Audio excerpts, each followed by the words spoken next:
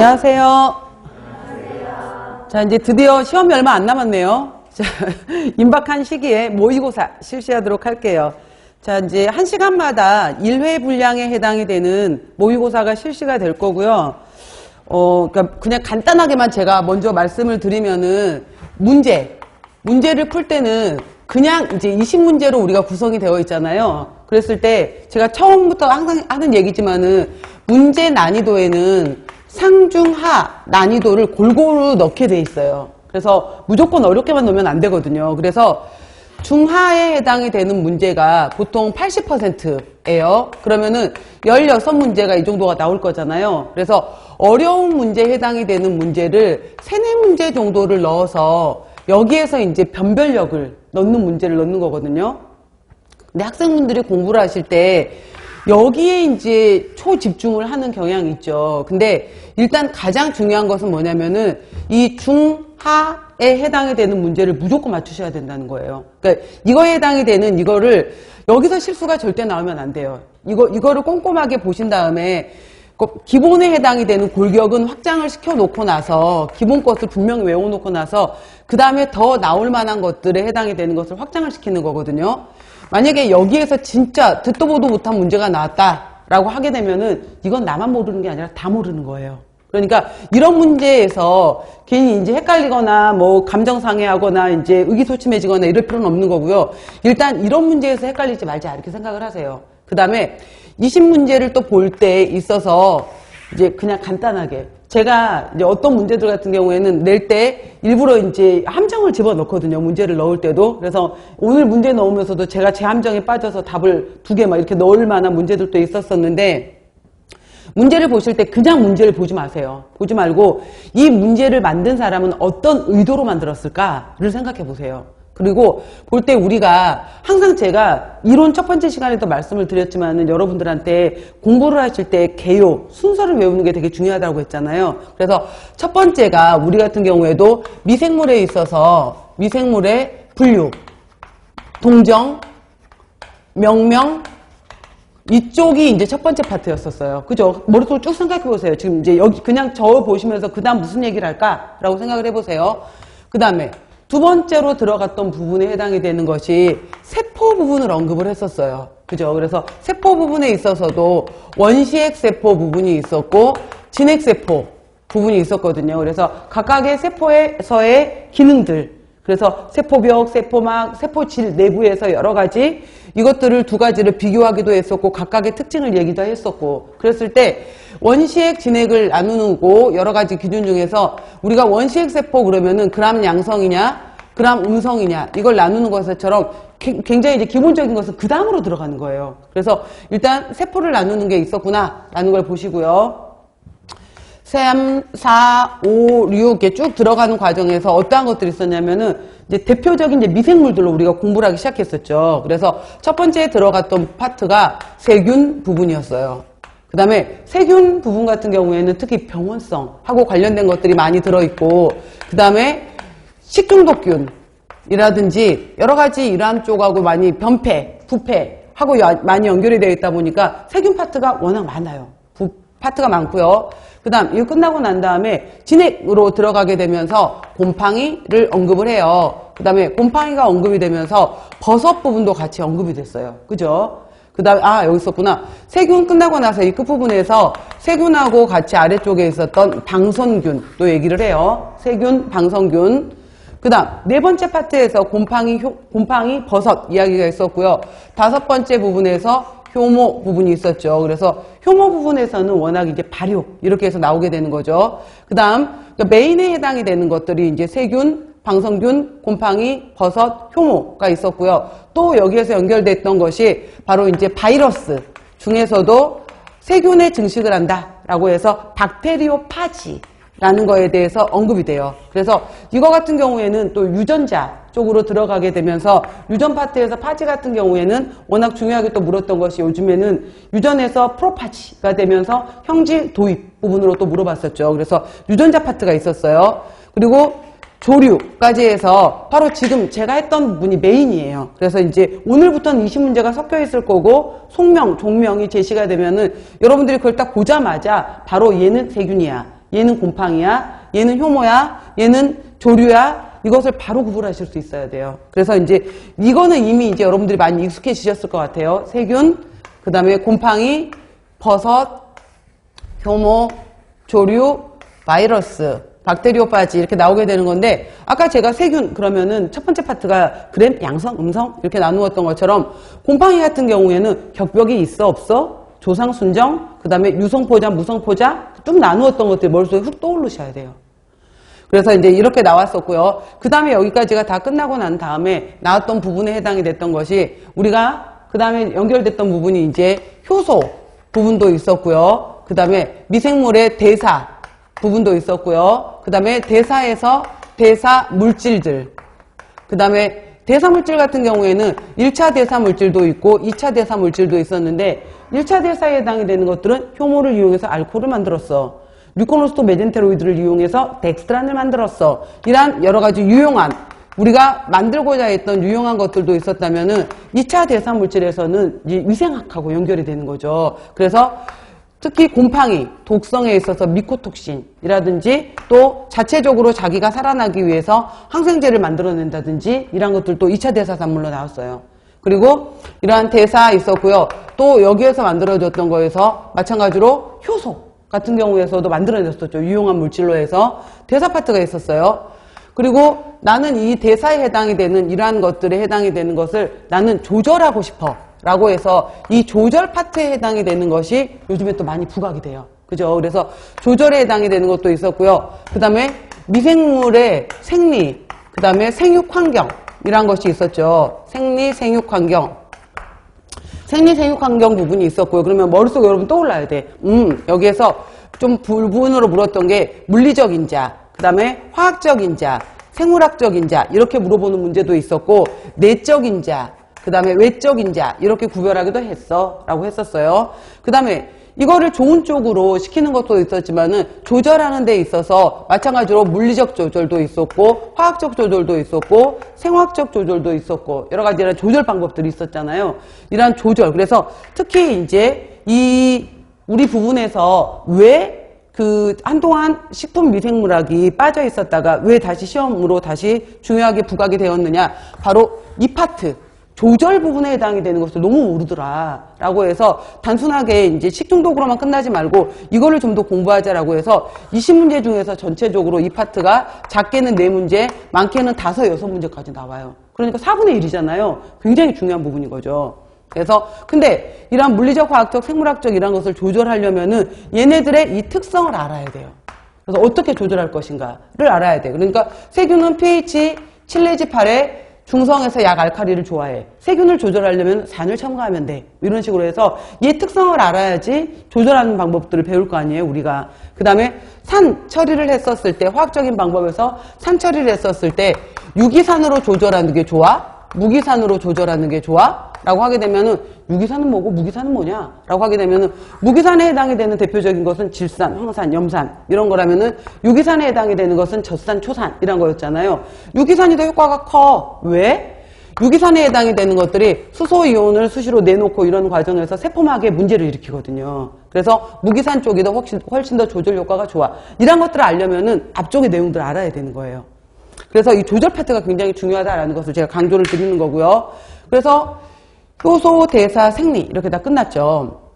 그 다음에 여기 파트에서 또 요즘에 이 유전자를 이용해서 미생물에 관련된 유전자, 또 이 유전하고 관련된 걸로 해서 내가 일부러 돌연 변이를 유발시켜서 좋은 쪽으로 사용하고 싶어 해요. 좋은 쪽으로. 그래서 돌연 변이를 유발하고 싶어 해요. 유발. 나는 일부러 좋은 쪽으로 유발할 거야. 그 다음에 그럼 얘가 돌연 변이인지 아닌지 어떻게 분리할 수 있어? 그러니까 분리 방법. 이런 실험법으로 또 물어보기도 해요. 그러니까 여기에서도 한두 문제, 한 문제 정도씩이 꼬박꼬박 나오고 있는 파트고요. 그 다음에 마지막으로 들어가서 이제 실험법으로 들어가서 관련된 실험. 그래서 여러 가지 이런 실험에 관련된 것들.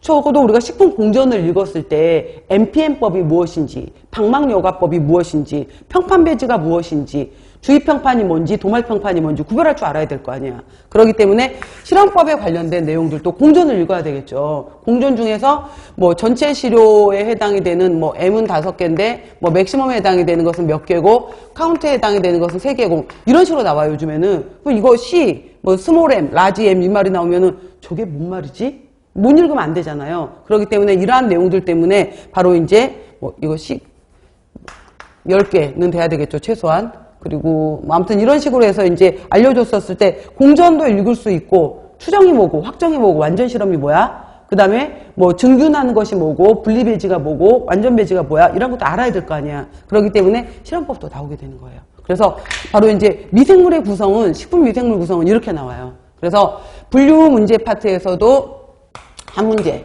그 다음에 세포 이쪽에서도 한 문제, 그 다음에 세균 이쪽에서는 이제 3문제, 뭐 곰팡이 여기서는 이제 대략 이것들에 관련된 것들에 해당이 되는 걸로 해서 이렇게 저렇게 해서 이쪽에서도 적어도 6, 7문제 정도 나오겠죠. 그러면은 이 파트에 해당이 되는 것이 거의 10문제 이상이 되는 거고요. 뭐 효소 부분도 하나, 대사물질 이쪽에 관련된 것도 한두 문제, 그 다음에 이렇게 쭉 연결되고 생육환경 부분에서 5문제, 돌연변이 실험법 쪽에서 2, 3문제 이렇게 나오면서 20문제가 구성이 돼요. 그래서 그러니까 뭐 어디가 더 중요하고 덜 중요한 건 없어요. 일단은 제일 중요한 것은 일단은 얘예요. 전부 다 균주 이름들 보면서 속명, 종명 보면서 얘 특징 분류하는 거.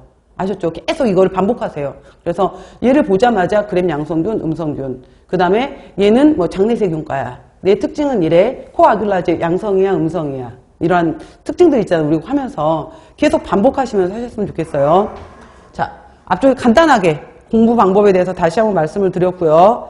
자, 이제 1회 모의고사부터 풀어보면서 같이 또 한 번 정리해 본다 생각을 하세요. 그래서 문제 푸실 때는 여러분들 일단 절대 이론책은 보지 마세요. 첫 번째 한 번 풀 때는. 그죠? 한 번 풀 때는 이 단어 또 헷갈리는데 그러면 밑줄 한번 쳐보시고 다시 이론서 보시고 이렇게 가시면서 했으면 좋겠어요. 자, 1번 문제 같은 경우에는 제가 여기 앞에서 미생물의 발전, 분류, 동정, 명명 이 파트에 해당이 되는 건데 한 문제씩만 넣어봤었어요. 1번 문제로는. 자, 다음 미생물의 발전에 기여한 과학자에 대한 설명으로 옳지 않은 것은? 하고 물었는데 과거에 무조건 단골로 나왔던 것은 레베노크였어요. 그죠? 처음에 미생물, 현미경을 통해서 미생물이라는 존재를 발견한 사람이 누구냐? 그래서 뭐 1600년대 리베노크였다. 이런 얘기들이 맨 처음 나왔었는데 그 다음 코우 얘기, 파스텔, 그러니까 리베노크, 코우, 파스텔가 워낙 기본이잖아요. 근데 최근에 이제 소독법부터 시작을 해서 유전자 이쪽이 나오니까 한두 명 이름씩을 제가 계속 써놨어요. 봐보세요. 코우, 로버트 코우는 특정 병원균이 특정 질병을 일으킨다라는 병원균서를 주장하였다. 맞죠? 그래서 탄저균, 결핵균, 콜레라균, 폐렴균 이란 각각의 균이 있었고요. 또 이분의 중요한 업적 중에 하나는 바로 이제 여러 가지 고체 배지를 만들어내는 것도 있었고 순수 분리 이런 것들도 있었죠. 이런 이제 특정 균을 분리해낼 수 있는 것들. 그 다음에 파스테르. 그러니까 코우는 독일 쪽, 파스테르는 프랑스.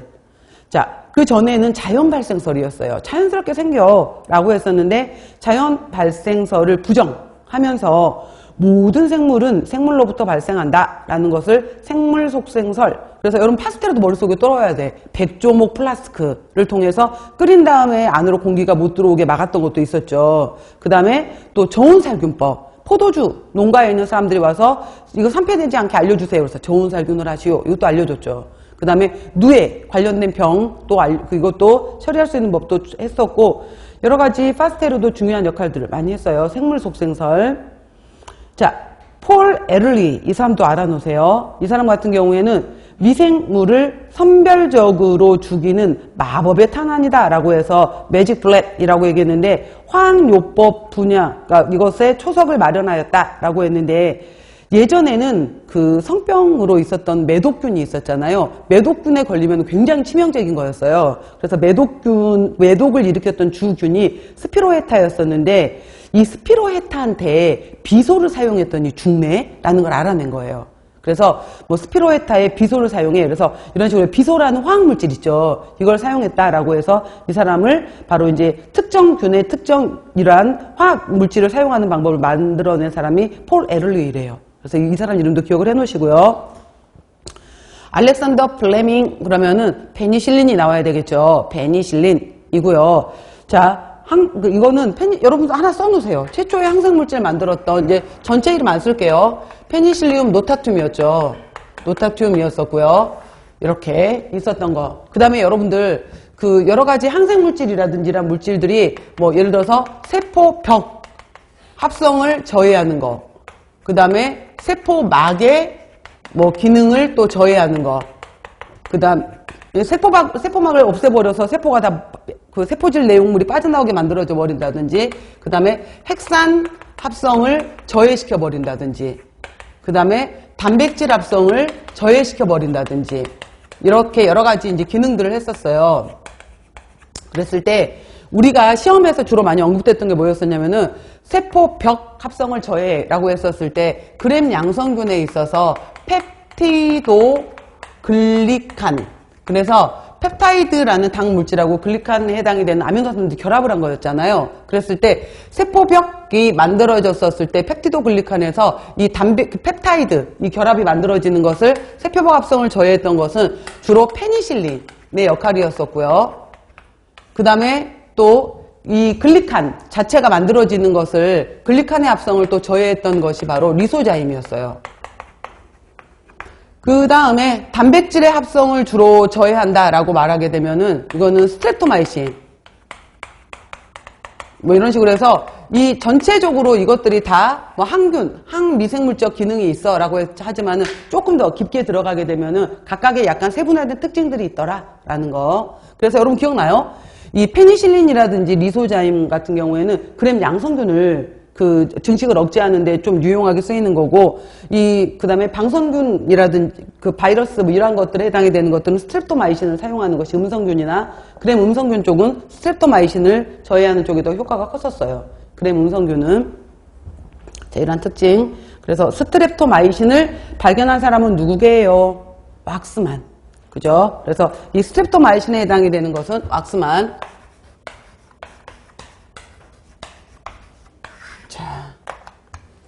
항상 강의 들어올 때 판서 잘해야지 하고 다짐하고 오는데 안 돼요.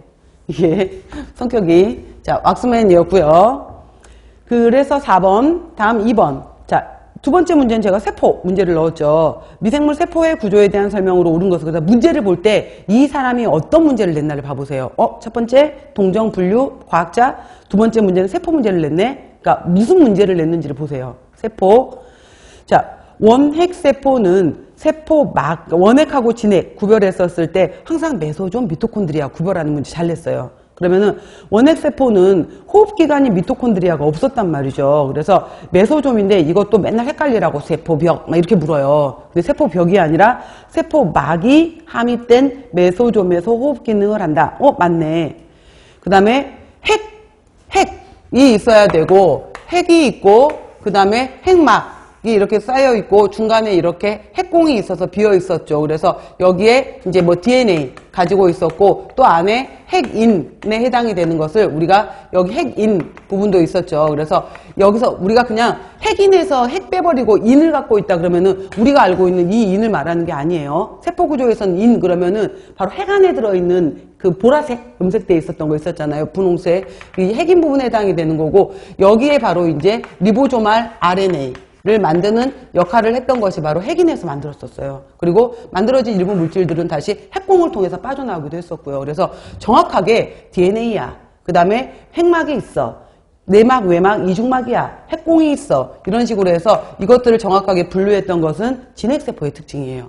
그 다음에 원핵세포 같은 경우에는 이런 식으로 했었잖아요. 세포막, 세포벽이 있고 세포막 부분에서 연결되어 있었던 핵양체. 꼬불꼬불했지만은 얘도 펼쳐보면은 이렇게 고리 모양에 해당이 되는 바로 이것이 있었고, 이거와 별개의 유전 정보를 가지고 있었던 플라스미드를 갖고 있었던 것도 있었죠. 그래서 세포막이 이렇게 꼬불꼬불, 그리고 여기 그 진핵세포에 들어있었던 DNA는 왓슨과 크릭이 찾아냈던 바로 이러한 구조들에 해당이 되는 이거를 길게 늘어져 있다. 선형. 얘는 고리형, 환형이라는 표현을 써요. 그 다음에 그래서 핵 부위, 여기가 핵 부위인 것 같아. 뉴클리어 리전, 뉴클레올루스라고 표현하는 것은 진핵세포가 아니라 원핵세포죠. 그 다음에 베타 글루칸, 글루코즈 구조가 알파 13, 14, 뭐 13 이런 식으로 결합되어 있는 베타글루칸, 만난으로 구성되어 있는 것은 진핵세포 중에서도 효모의 특징이에요. 효모. 그 다음에 진핵세포의 리보솜은 막으로 분리된 기관이다 라고 했었는데, 여러분들 우리가 진핵세포, 원핵세포 이렇게 쭉 구별했었을 때 진핵세포 같은 경우에는 당연히 얘도 바깥쪽에서 리보솜이 있어야 돼요. 얘도 당연히 리보솜이 있어야 돼요. 리보솜이 있는데 리보솜의 경우에는 막으로 둘러싸인 기관이 아니다 라고 했어요. 리보솜은 막기관이 아니에요. 그 다음에 둘 다 공통적이에요. 답은 1번. 3번. 원핵생물인 세균에 대한 설명으로 옳은 것은 그랬어요. 삼투압 등의 외부 환경으로부터 세포를 보호하는 세포벽 당연히 있어야지. 없다 틀렸고, 그 다음에 외막에 해당이 되는, 만약에 리포폴리사카라이드가 있었다면은 여기에는 H항원이 아니었잖아요. 여러분들 H항원은 누가 나타내는 항원의 특징이에요? 편모. 편모가 나타내는 특징이었었고, 바깥쪽에 리포폴리사카라이드 같은 경우에는 바로 O항원이었죠. O항원. 뭐 기억나 여러분들? 바깥쪽에 세포벽에 있었던 특징 중에서 O항원 더하기 중심 다당류, 또 하나 바로 독성을 나타냈었던 리피드 A. 기억나시죠? 내독소. 리포폴리사카라이드 부분에 있었어요. 그래서 바깥쪽에 외막에 있었던 리포폴리사카라이드 부분에 O항원, 중심 다당류, 리피드 A가 있었다. 엔도톡신이었어요. 내독소.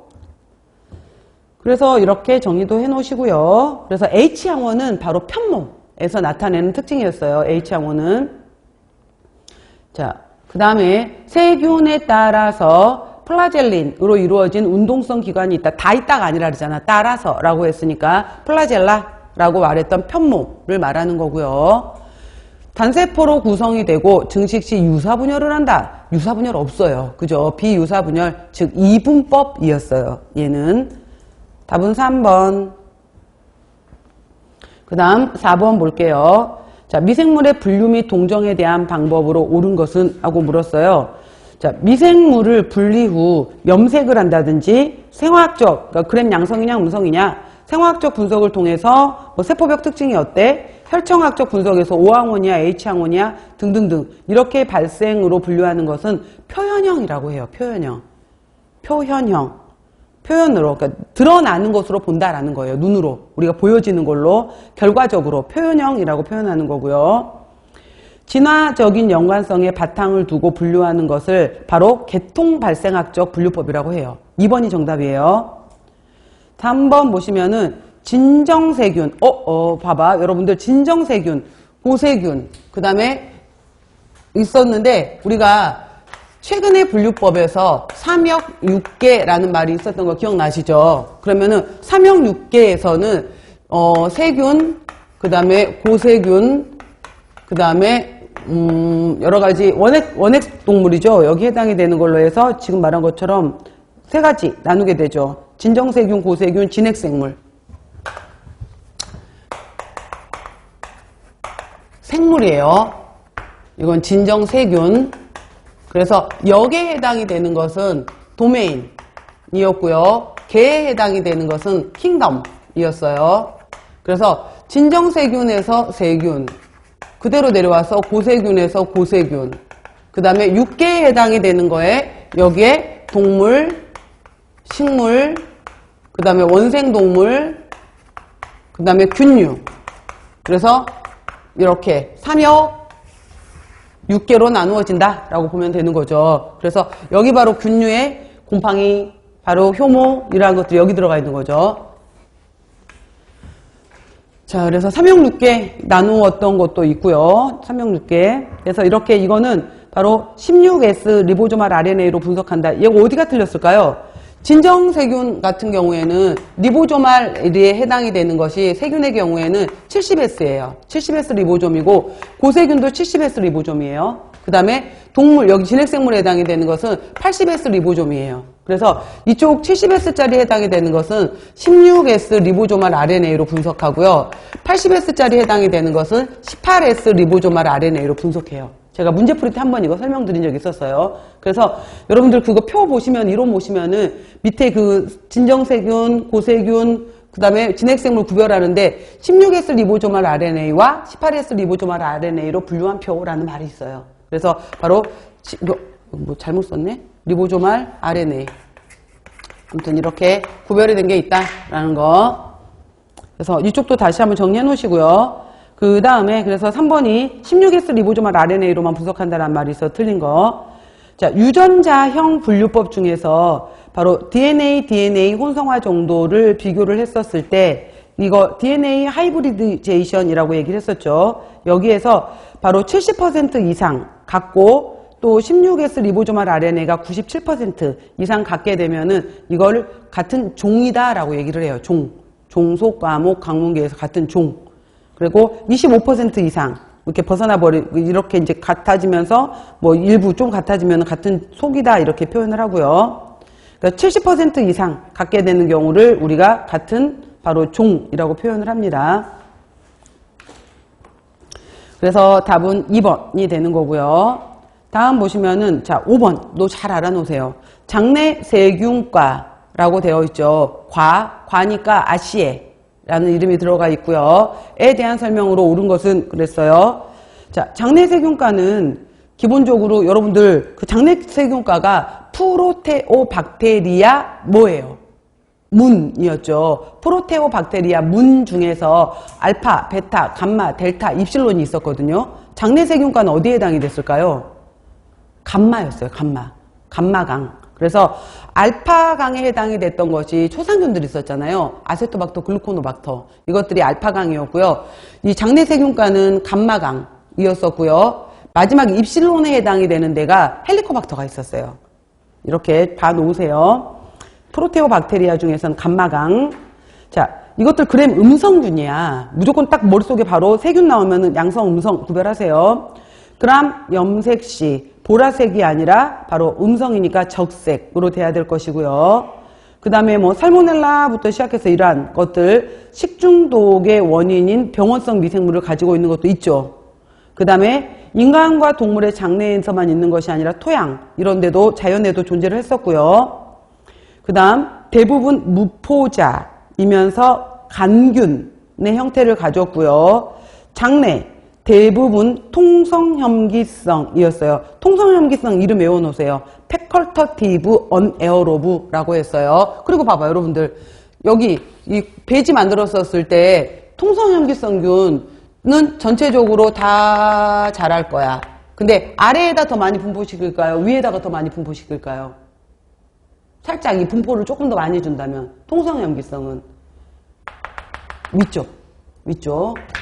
그러니까 산소가 있어도 좋아 라는 거예요. 근데 내기성 혐기성균이 있었잖아요. 내기성 혐기성균 같은 경우에는 클로스트리디움 퍼프린젠스 이런 것이 대표적 특징이었죠. 내기성 혐기성 기본적으로 혐기야.